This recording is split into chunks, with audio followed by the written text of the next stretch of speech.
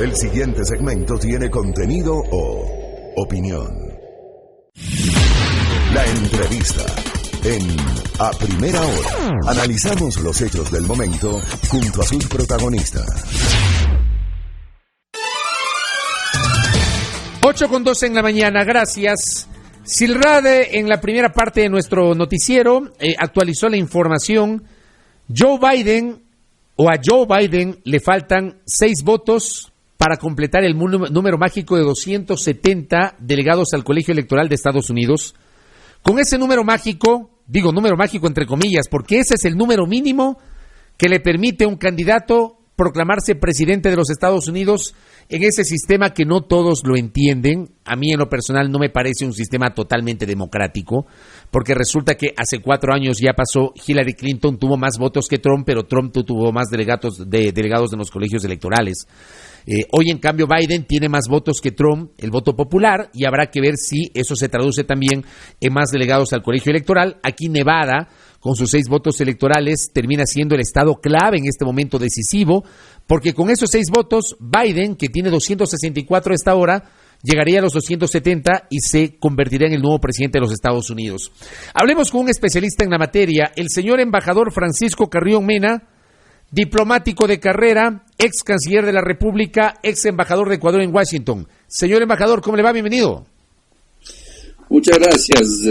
Buenos días, mi querido Fabricio. Me da mucho gusto verle a los tiempos y sobre todo verle en traje apropiado, no de ciclista improvisado. Tocó improvisar el ciclismo porque no hay cómo jugar fútbol, entonces hay que hacerle al ciclismo para bajar un poquito de peso, ¿ah?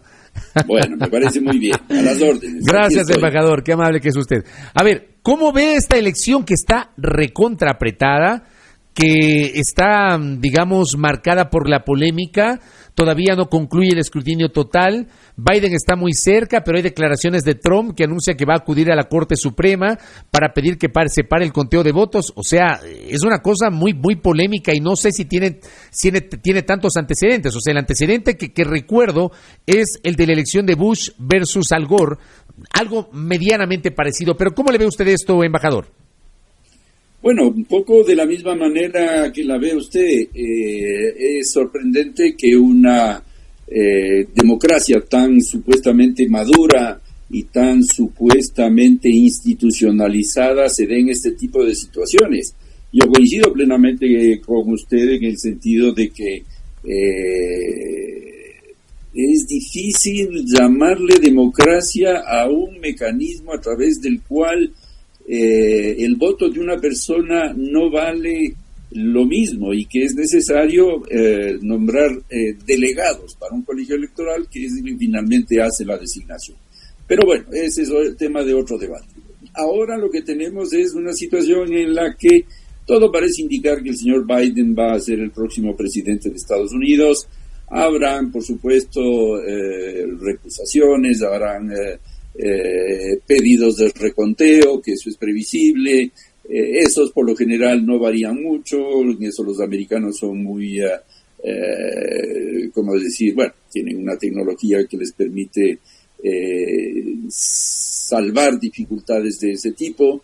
Lo que sí tomará tiempo es si es que el señor Trump, como ha anunciado y con lo impredecible que es, pueda llevar esto a la Corte Suprema, donde tiene una enorme mayoría el Partido Republicano, 9 contra 4.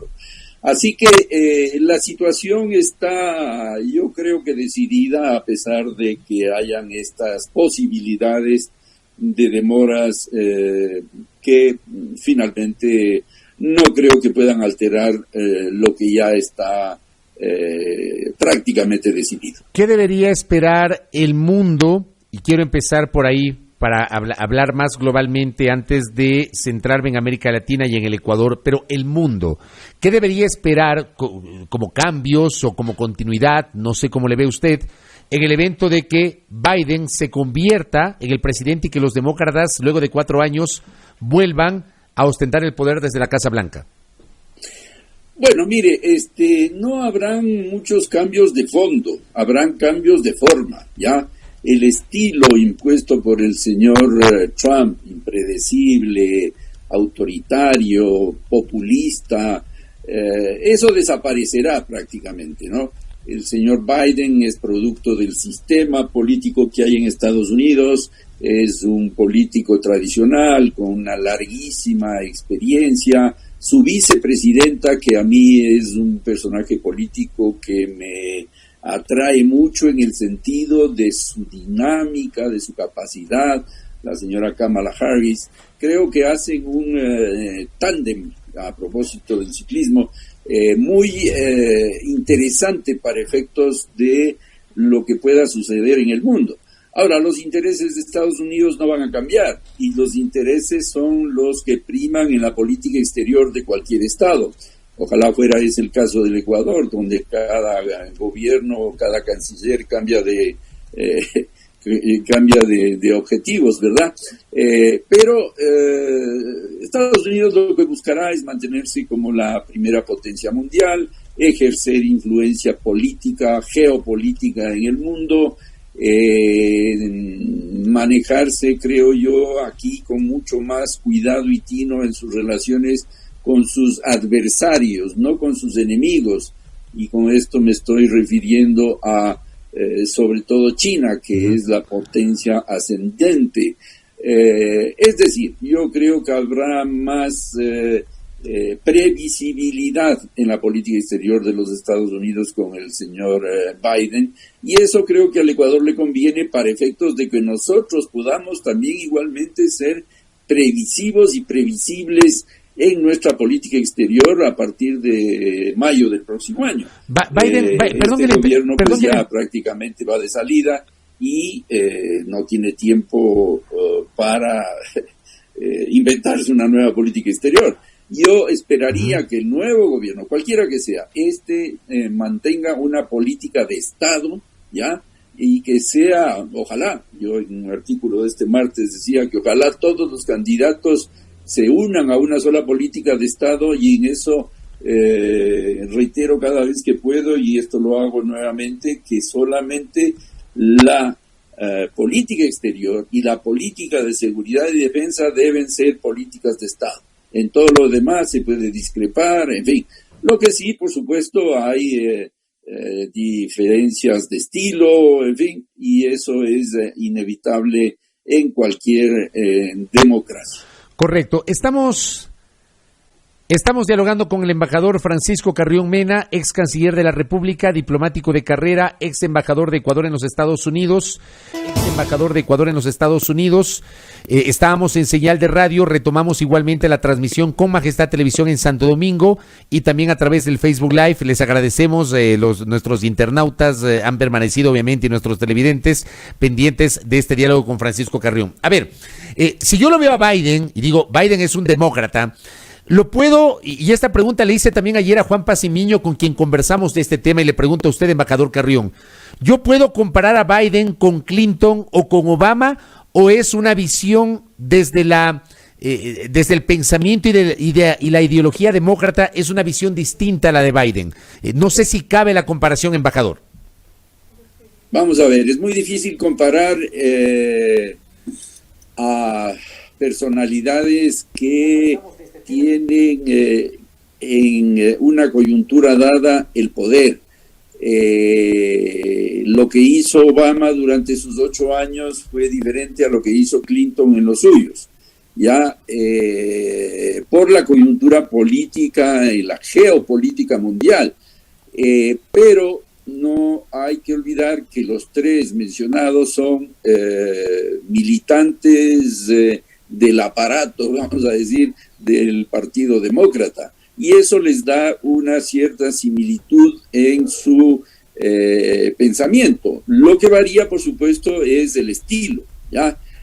Usted ha visto al señor Biden en sus pronunciamientos, en los debates, que es muy interesante para quienes estamos lejos, su modo de ser tan contenido, tan al mismo tiempo respetuoso, con ideas firmes, en fin, ese es un estilo muy del señor Biden, ¿no? Y tiene una escuela muy buena, que es la escuela del señor Obama, que fue un presidente, a mi juicio, que se hizo respetar y querer inclusive en los Estados Unidos. Biden fue vicepresidente, vicepresidente de Obama, ¿no? No haber ninguna modificación de fondo en la política exterior de un presidente demócrata como es el señor Biden. Correcto. Biden fue vicepresidente de Obama, me parece que en su segunda administración, ¿verdad?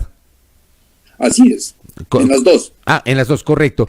¿Qué debe esperar el Ecuador? Y vamos justamente de la parte de la geopolítica, hablemos del caso del Ecuador. Ecuador tuvo un acercamiento en los últimos 3 años con el gobierno de Estados Unidos. De hecho, cuando usted termina su representación diplomática en Washington y designan en su reemplazo a la señora Ivonne Baki, resulta que semanas después se genera este encuentro entre el presidente Moreno y el presidente Trump, y se habló de que a partir de allí se allanaba el camino para la suscripción de un acuerdo comercial con Estados Unidos. Usted además, embajador Carrión, ha sido crítico, por ejemplo, de la presencia o de ciertos tramos de la presencia de Estados Unidos acá en el Ecuador, particularmente lo que tiene que ver con el control en el mar territorial ecuatoriano. ¿Cómo le ve esa relación entre Ecuador y Estados Unidos en el evento que se confirme la victoria de Biden, embajador Carrión? Bueno, mire, es fundamental que tengamos buenas relaciones con Estados Unidos, para empezar, cualquiera que sea el presidente, eso no nos corresponde a nosotros juzgar, y eso por una simple razón de que es la primera potencia del mundo, es nuestro principal socio comercial y, por decirlo de alguna manera, está en el vecindario, de tal manera que eso es conveniente para el Ecuador, no importa quién sea presidente aquí o allá. Ahora, hay muchos elementos dentro de su reflexión y su pregunta. Yo me retiré de la embajada. Bueno, primero acepté porque pensé que era una obligación. Yo estaba retirado, dedicado más bien a actividades académicas en la Flaxo, y acepté con el convencimiento de que iba a haber un cambio que no hubo, sino hasta más adelante. Y yo puedo responder solamente de los 3 años que usted menciona, 2. En esos 2 se consiguieron aproximaciones institucionales entre Ecuador y Estados Unidos, no personales. No se trata aquí de personas, sino de instituciones. Y eso fue muy positivo para el Ecuador, puesto que se reactivaron una serie de mecanismos para el entendimiento entre los 2 países, ¿ya? Luego, efectivamente, yo tuve discrepancias con el gobierno del presidente Moreno respecto de la aerovigilancia. Aquí quiero ser claro, y que quede esto muy claro. Yo no me opongo al apoyo de Estados Unidos para la lucha contra el narcotráfico, porque la lucha contra el narcotráfico tiene que ser global. Todos los países tenemos que participar, y nosotros tenemos la obligación y tenemos, yo creo, el convencimiento de que así tiene que ser. Y lo que no estoy y no estuve de acuerdo al momento de mi renuncia es en que no haya un acuerdo específico que establezca las condiciones de esa participación de Estados Unidos. Son aviones especiales, son aviones de varios tipos de altísima tecnología que no solamente se dedican a la vigilancia del narcotráfico, sino a muchas otras cosas. Y es por eso que hay necesidad de un acuerdo específico que se establezcan, y es muy simple porque hay la voluntad política de hacerlo. Establecer la obligación de Estados Unidos de compartir la información que se obtenga, muy fácil. Aceptar que hayan tripulantes o que estén presentes tripulantes en las naves de Estados Unidos, ecuatorianos, que se establezcan claramente los puntos donde se va a abastecer esos aviones, no bases militares. De ninguna manera, a mí al menos no me convence el que se facilite o se habilite el aeropuerto de San Cristóbal para que sea un lugar de abastecimiento. En fin, esas eran las discrepancias de fondo de las cuales yo no quería ser parte, porque inclusive sin que haya ese acuerdo que empezó a ser negociado, no sé si se habrá terminado de negociar y suscrito, ya los aviones desde, creo yo que septiembre, octubre del 2017 ya sobrevolaban territorio ecuatoriano, lo cual a mí no me parecía correcto.